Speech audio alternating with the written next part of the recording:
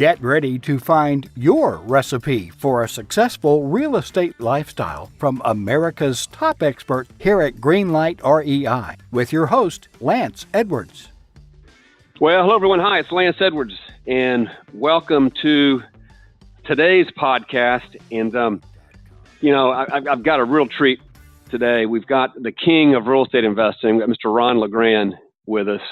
And I'm going to let him, introduce himself here in a moment because no one can do a better job than Ron. But to give you kind of an idea of what this man has meant to our industry, he's been doing it probably for more years than he wants to admit. He's done transactions, multiple thousands of transactions. He's known as the millionaire maker because that's what he literally does with people that, follow his tutelage, follow his instructions, and take action. And these are people with, from all walks of life, no prior experience, no cash, no credit, bankruptcy. The financial situation doesn't matter. He is, when it's the old E.F. Hutton days, when E.F. Hutton talks, people listen. Well, when Ron Legrand talks, people listen. So we're in for a real treat. Ron, I want to thank you for joining us today on the podcast. It is my pleasure, sir. And, I was just thinking, if I'm the king, I'm going to instruct my wife of 52 years to start calling me Your Highness. What do you think? Yeah, think I can get away with that? I'm sure that works well. We do a podcast on that if you would, please. Okay. But what do you want me to do? Talk about me a little bit? Yeah, introduce yourself to everyone. That tell us about Ron Legrand and your kind of your main topic you want to talk about today.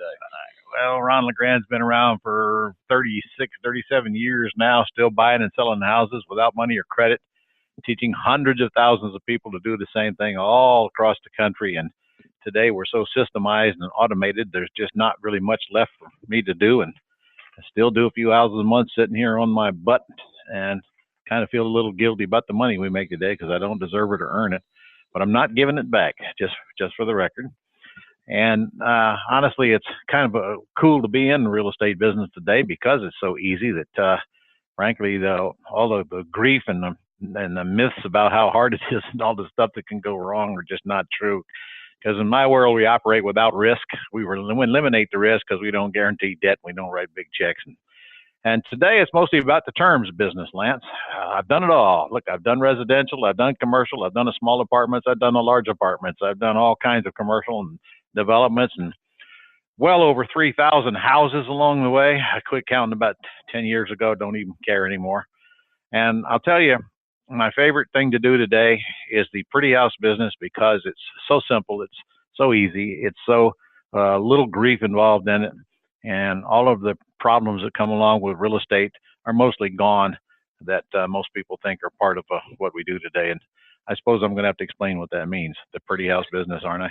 Yeah, please, because I think a lot of people think about, ugly houses or, junkers. So talk to them about, what does that mean, Ron, pretty house? Well, I've done my share of ugly ones. I've done probably 1,000 rehabs, and there's nothing wrong with doing rehabs, except for the costly entanglements that come along with it. There's big checks at the end, and I don't really have any problem with that. I still do a few of those a year. And there's wholesaling, which is just flipping houses and getting checks. There's nothing wrong with that either, except maximum taxes and smaller checks. I've learned that there's another part of the business, which we call the pretty house business, which is a synonym for terms. Terms meaning we buy with terms so we can sell them with terms. And that cuts out any repair responsibilities, no realtors involved, no investors involved for that matter, no raising capital, no private lenders needed, none of those things that come along with the ugly house business. And we're in and we're out, and usually in less than 30 days, with checks as small as $10,000 and as large as $100,000 or more. And we retain ownership of the house. In my case, we lease option them out to tenant buyers who give us great big non-refundable option deposits. They get the option to buy. They accept the responsibility of the repairs for the option to buy, and they pay monthly rent and thousands of dollars up front to gain access and control of the house. So when I get sellers to give me terms, now I can offer terms, and I've got an easy, fast turnaround on beautiful houses in beautiful neighborhood, Lance. I want our listeners to understand we're not dealing with crack houses and crack areas here. We're dealing with probably $250,000 houses on up to $2 to $3 million houses across the country, and this risk is the same, almost none. this is the thing that's, really attractive what Ron's doing. And as you said, he's done it all with these pretty houses, higher price, nicer neighborhoods. Now, Ron, I'm going to ask you to, maybe explain terms a little bit more, because a lot of people may not be familiar with this. They may, they've all been told the conventional route. The only way you can sell a house is you got to sell it to somebody and go get bank qualified and give a proctology exam. So talk to a little bit more about what this terms actually means. All right, let me think of one here. I just did. All right, I got one. It's a $225,000 house if it was in excellent condition, and it is pretty darn close, actually. I took over a lady's debt on it for $156,000, and she was 2 months behind on her payments. Now, I don't want anybody to get the impression we're dealing with foreclosures, because it's rare I even find one that's behind on payments, but this particular one was. So she gave me the house. She didn't care. She was moved out of it anyway. She said, if you have it, you can have her. What's owed on it? So I said, okay, I'll pay your closing costs, which I did. And I took over her debt. In fact, in her case, I took it what we call subject to, Lance, which means she just deeded me the house and walked away. She didn't care. She's a senior anyway, never intends to buy another house. She could care less. So she just deeded me the house, which means the loan stays in her name, and she walks away. All right. So here I am in the house for $156 plus a couple of payments of, I think they were around $1,000, $1,100 a month, and needs a very little work on it. So I put a lease option tenant buyer in the house for, let me see, I got, make sure my numbers are right here. I leased option that one out for $210 as is. I didn't do any work, didn't want to do any work. So I put a tenant buyer in there for $210, and they gave me $20,000 non-refundable option deposit. So now remember, that deposit goes toward their down payment, but they don't get it back if they decide to move. If they buy, it's credited toward their down payment. And that deposit is my money. I get to keep that money. I don't have to bring it to closing. Some people confuse us with realtors where we have to bring the escrow to closing. There's no money we have to bring to closing. We just give it as a credit on the closing statement. So that buyer's got a $20,000 credit on the closing statement coming toward their down payment if they buy. Now, if they don't buy and they move, they forfeit that $20,000. So they gave me the $20,000. I gave them the keys. The attorney closed the lease option deal, which incidentally the tenant buyer paid the $400 fee to do. So now the tenant is in the house. She owes $190 on it, and remember, I only owe $156 on it. So I did put out a couple of payments and some closing costs, but I netted somewhere around $15,000 out of that $20. But she still owes me $190, and I only owe $156. So someday she might go get a loan and pay me the difference. But here's the cool part: she's already given me $20,000. So in my case, Lance, I don't care if she ever buys the house or not. Right. In fact, I just assume she didn't, because what I just described to you is a golden goose. That's what we call them. They just keep laying golden eggs. Because she's paying me $1,500 a month rent, I'm getting almost $500 a month difference between what I'm paying and what I'm receiving. I don't do any repairs. They've been all passed on to her. She accepted responsibility as a condition of her option to buy. So that golden goose has already paid me $20,000. I'm getting $500 a month for as long as she's in it. And maybe someday, if she ever goes to the bank and cashes me out, I'll get the difference between what I owe and what she owes me, which is, I don't even know what it is. 156 from 190, about 34,000. Yeah, but remember, every month that goes by, my debt goes down. Her price doesn't. So she owes me 190. If it takes her a year or two, then I'm going to even know less than the 166. Every month that goes by, I make more money. Now it's up to her to go get a loan. She's paying it down for me. No, well, I'm paying it. She's just paying me rent. See, her price is fixed. My debt is going down every month. So that's an example. It's a small example, but that's an example. Well, let me dissect a couple of things there. So just to recap it. So you own the house. It's your house. And she's leasing the house, but she has an option to buy. Correct. So if she fails to make a lease payment, then your remedy is eviction. Well, I'd have to put her out of the house, but here's the good news. People who give you $20,000 down almost never fail to pay the payments. Right. They have skin in the game. They're a different quality tenant buyer than a regular tenant. She obviously intends to buy, or she wouldn't give me $20,000.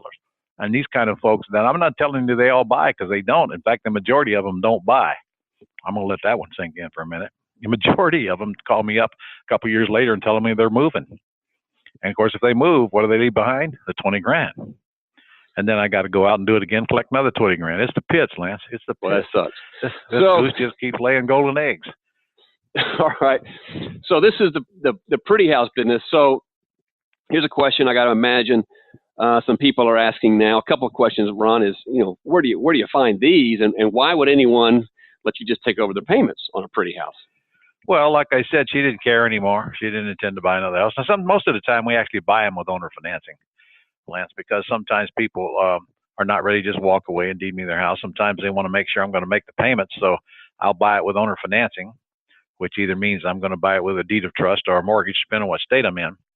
My attorney will create a document that says that my trust owes them X, and they may owe out considerably less than X. And sometimes I create that same document to where my X is the same as their X, just to protect them, so that if I don't pay, they can foreclose on the house. Plus, if I'm doing a wraparound, is what we call that, my note wraps around their note, then they have income to show that they're receiving that washes out their debt. So if they ever want to go qualify for another house, they can without screwing up their debt ratio. Most of the houses I buy are bought with owner financing. The one I described to you earlier, though, the seller didn't care, so I didn't care. So I just took it over what we call subject to. It means I bought the house subject to the underlying debt. And the other way, the last way, the only third kind of terms is if I lease it with an option to buy, then I can sublease it out to my tenant buyer. Raise the price, raise the down, raise the payment, raise everything. I don't have to own it, but I much prefer owning it rather than leasing it. So to recap, the three types of terms are buy it subject to, or buy it with owner financing, or lease it with an option to buy. I prefer the first two. In either case, you're going in, here's the key point, no bank qualifying, and either no cash or very, very little cash. Usually, probably about a third of the time, no cash, because the seller will sell it to me with nothing down. We have a script. We teach our folks just to follow that script, and if they follow that script that's been time tested and proven all over this country for a lot of years, it's very easy for them to get to conclusion. In fact, you want me to practice with you on that script right now? Oh boy, that'd be the seller. Yeah. All right. Well, all right. I'm the seller. Am I the seller? You're the seller. Yeah. All right. Yeah. Okay. So before I get on the phone with you, my virtual assistant has already got the property information from you, and she's put it on what we call a property information sheet. And they fill those out. We have virtual assistants. It's called 25,000 sellers a month for our clients. They do the hard work. So here comes this property information sheet. And one of the questions on there is, would you consider taking a monthly payment until we can pay you off in full? And if that comes back yes, and about a third of them do, then I'm going to get on the telephone and I'm going to go to the following script with you. So here we go. I'm calling you back maybe the next day. I'm saying, hi, Lance, this is Ron. You had a discussion with my assistant yesterday about your house. Do you got a minute? Oh, yeah, sure do. Yeah. Okay. Well, listen, you've indicated here that you said that you would consider taking a monthly payment until I could pay you off in full. Is that correct? Yeah, that's correct. All right. Now, what I'm going to do next, Lance, is what we call the $1 million script. So you guys listening, the $1 million script, here it comes, because it truly is worth $1 million. Here we go. Well, Lance, if you and I could agree on terms, what would be the least you could take for the house? Make up something. 120,000. No, make up something higher. I don't deal in $120,000. Okay, you're right. So 220,000. Okay. So is that the best you can do? 210. All right. I'll make a note. 210. Well, may I assume you'll sell with nothing down? I don't know about that. I'm not sure about that, Ron. Okay. Well, what would it take to make you sure? We usually buy them with nothing down. I'd like to have maybe, I'm gonna need some moving money to move out. Okay. What is the least you need down? $5,000. Okay. All right. Well, we'll talk about that when I get out there then. I assume if I cover your monthly payment, you're okay with that till I pay you off? Oh yeah, that'd be good. Yeah. Okay. And how long of a term can you give me before I pay you off? We usually get 30 years. Well, I think I'd like to get my money sooner than that. I don't know, 20 years. We can probably work with 20 years. All right. Okay. So look, I think you're flexible enough for me to make an appointment and come out and take a look at the house. And before I leave, we'll either have a deal or we won't. Is that fair? Sounds fair to me. Okay. Couple more questions, Lance. Are you the only owner? Yes, it's just me. Just you? You have no wife? No wife. All right. Last question. If I come out to your house and I like what I see and we can agree on the terms, are you ready to sell your house today and get some paperwork done while I'm there? I don't see why not. Sounds good to me. Okay. All right. Then, sir, we are going to set an appointment. This conversation is over. Now, what just happened? What happened was, you may not realize it, but you just made me an offer. Right. And your offer was so enticing, it makes me want to come to your house and get it in writing. I might polish it up a little bit when I get there because you still want 5 down. And I may or may not be willing to give you that because we haven't even discussed what you owe yet. But you've given me the right answers. So it appears to me like you're going to be a golden goose. I'm going to go out there and I'm going to buy your house with little or nothing down. I'm assuming we're going to have a reasonable payment on it. I'll know that with a sheet in front of me. You've already told me you'll go 20 years. Criminy sakes, what else do I want? So I'm going to come out there and buy your house that you just made me an offer on. See, we don't make offers. We get the sellers to make us offers by reading a very well-crafted script. And that's the part that I think is, one of the many fascinating parts of what, Ron, you're doing is that you are getting the seller to tell you what they'll accept as they offer. You're not making any blind offers. You just get them to tell you and go from there. Sometimes I make them re-offer to me. Like when I ask you, is that the best you can do? And you come down $5,000. And I'm going to continue doing that. But that's the truth. You make me the offer. And then all I got to do is decide if I want to go or not go. And, if you give me crazy numbers, I'm not going. So let's talk about the system that you mentioned. So, first of all, to find these sellers, how do you, another question everyone must be asking, how do you find these type of sellers? Well, actually, I don't, because it's almost all done for me. For one thing, we have this thing called the Gold Club, which is a membership that we offer for a lousy $59 a month. And one of the things you get as part of the Gold Club is a daily feed of for sale by owners that are listed online in 2 counties that you tell us you want them in. Once you sign up, you pick your 2 counties, and here comes FSBO leads to you every single day. And these are owner occupants that post ads online. We have a scouring service that scours 1,700 websites every day and drops all the FSBOs in your inbox in the 2 counties you pick. My virtual assistants then call them and fill out property information sheets. Now, of course, our listeners that don't have VAs can call them yourselves, but not for long before you're going to see how important it is to let other people do that grunt work for you.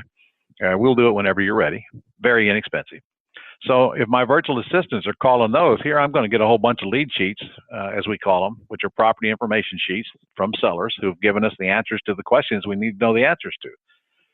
That alone will feed a machine good enough to make $500,000 a year. And then in addition to that, our virtual assistants will go online and find them themselves. They'll source more leads online if you tell them to. And then there's a whole few other ways that I teach people how to go get leads. But to be honest with you, most people can't handle them from those 2 sources alone. There's so many of them, they have a hard time catching up on just those. But of course, I'm sure you've seen for sale by owner signs in front of houses. Those are people that actually have a house for sale and they're not listed. So I teach people, just take a picture of them, send it to your VA, and let them call it for you. So automated today, Lance, has never been more automated, never been easier than it is today, ever. Not in my entire 30 some odd plus years, at least, I can tell you that. Yeah, you think this internet thing's going to stick? Yeah, it might. Around? It might. Yeah, I think it's going to be here for a while. So, now you just threw out a big number. I got everybody's attention, $500,000 a year. Break that down. Talk about, and what does someone have to do? I mean, what does someone have to do? What's their involvement to be, making money doing this? If your guys are doing it, what do they need to be doing? Well, first of all, I got a list of people longer than your leg and make over $1 million a year doing what we're talking about. When I say make, I mean net, not sell $1 million worth of houses. It comes down to dealing in beautiful homes and beautiful neighborhoods, and frankly, the higher price, the better. because it probably won't take you long to figure out that you can get a lot bigger down payment on a $1 million house than you can on a $200,000 house. So the higher priced houses you deal in, the bigger those non-refundable option deposits are. So the fewer of those you need to get to the mid six-figure income. But even dealing with $250,000, $350,000, $450,000, $700,000 houses, those deposits average anywhere from $30,000 to $100,000. So I mean, do the math. A handful a year, and you're at $500,000. And that does not even include the monthly cash flow, which sometimes is as much as $2,000 a house, and or the back end, the equity that we get when they cash us out. So, but I'm talking, when I say $500,000, I'm talking just on the front end deposits. That's really not a lot of deposits when we're dealing in the kind of numbers we're talking about. So their involvement, your team's feeding up the qualified sellers. Yeah, we feed you the leads. Yep. And then what do they need to do from there? What does your client need to do from there? Well, they either have to make the call to fill out the property information sheets or have our virtual assistants do it for them. I am reasonably sure the latter will be kicked into effect not far into it, because there's a lot of work chasing these people down and filling out these property information sheets. It's hard to get people on the telephone. And, we call them 3 times and we don't get them, we're done with them. But we also teach our people to, if we can't get them on the phone, well, now you go and text them and tell them you want to buy their house and watch how fast they text you back. We just learned this not too long ago, Lance. Get this. Let's say we have 20 leads come in, because we process these all at our events. We actually process them for our students. We call them and we make deals for them. Let's say we have 20 leads and we dial all 20. We usually can't get more than about 7 on the phone. But then we text the other 16 or however many. How many is that? 13 left. And about half of those call us back. Right. They won't answer the phone, but they'll call us back when we text them. That's just something cool we learned.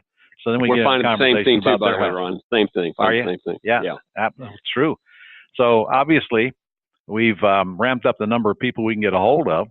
So now it comes down to how many of them are interested in terms. And on the front end, about a third of them are interested in terms, but by no means will a third of them sell a house on terms.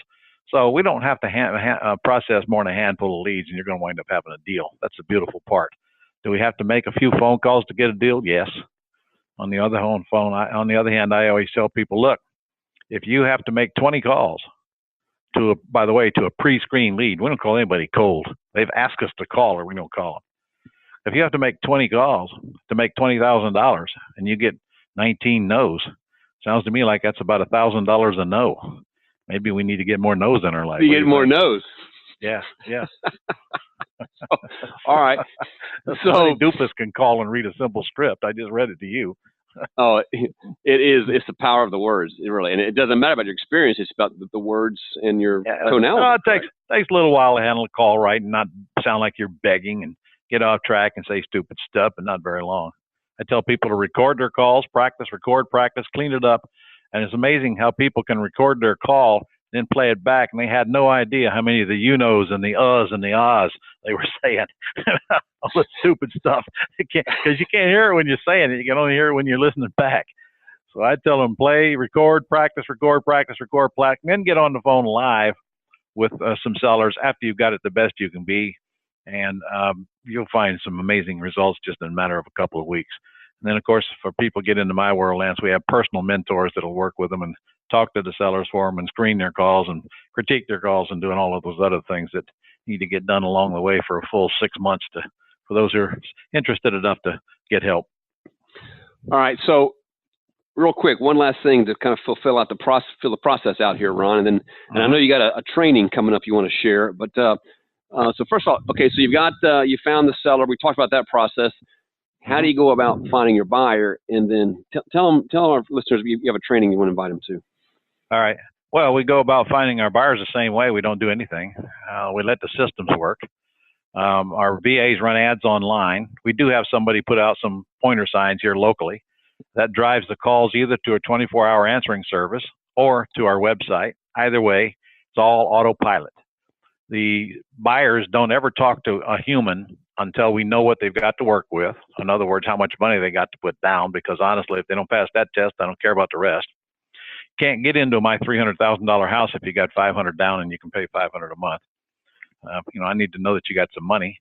So once that happens, then we have a simple script. We call them. We get some information out of the buyer. And by the way, that goes into our buyers list that is furnished to our students. So we build a big old list with a whole bunch of fields in it so that we can go back to those buyers. And of course, after we are in this a couple of months, our buyers list is so big we may not ever need to go out into the public again. We just go to our buyers list, because here's the cool thing. We're not really finding buyers for houses. Shortly, we're finding houses for buyers, because they're in our buyers list. We know how much money they got, and we don't have a house for them. So now we got to go to work and find a house for them. So we're literally spend time looking for houses to satisfy the needs of our ravenous herd of buyers who can't qualify a loan. I didn't mention this, but about 80% of the people out there looking to buy a house now can't go to the bank and qualify. Well, they can with us, as long as they got a reasonable non-refundable option deposit and they can prove they can cover the monthly payment and without going, under doing it. So what we do is we put people in houses, we give them a chance to fix whatever's broke, and anything that's broke is they can fix in time, credit or debt ratio or whatever. And then if they want to go out and get a loan, they go out and get a loan, cash us out. Of course, as I said, most of them do not do that, and I'm okay with that. I don't care, because I really don't want them to cash us out. I'd rather keep the golden goose alive. But if they do, they do. And your second question was online trading. I do have an online training coming up, and it's literally about an hour and 15 minutes of going through this terms business, where we have time to discuss it and showing examples and so forth. And you can go register for that at apartmentwealthmachine.com/Ron. We need a shorter site here, don't we? I think Ron's too long. Yeah, I think it is. Okay. Apartmentwealthmachine.com. I'm assuming you can spell all those words, /Ron.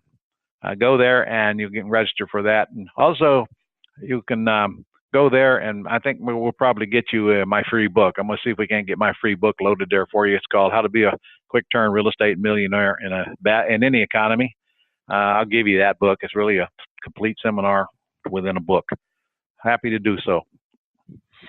Ron, it's really been fabulous. And for everyone, you heard the process. This is the pretty house business, cash up front, passive income, and even the back end side of it as well. It's all systematized. I've been tracking Ron, following on this for a number of years now. It's pretty remarkable how he's systematized all of this and works with a niche that's pretty properties. So it's perfect for anyone. And so I really want to encourage you to check out his training. Obviously, get Ron's book. Like I said, he's the E.F. Hutton. E.F. Hutton talks. You want to be listening. So Ron, I want to thank you for your time today. Any parting words as we're winding down today on the podcast? Well, Lance, I got a lot of parting words. I'm never short of words, but I can tell you a couple of things that I would keep in mind is, first of all, be careful to whom you listen, because the world is full of broke people trying to tell you how to get rich. They're not qualified. They have no idea what they're talking about.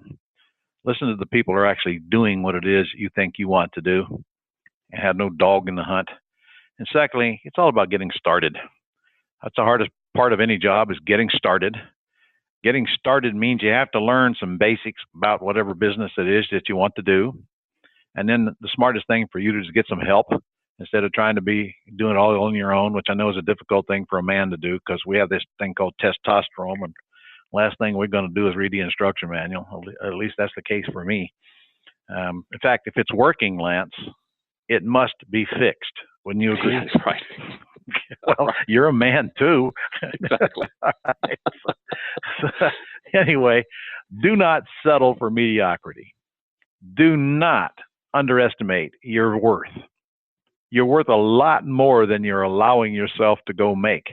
Do not keep hanging around with people who are satisfied with just barely making a living. They do not know.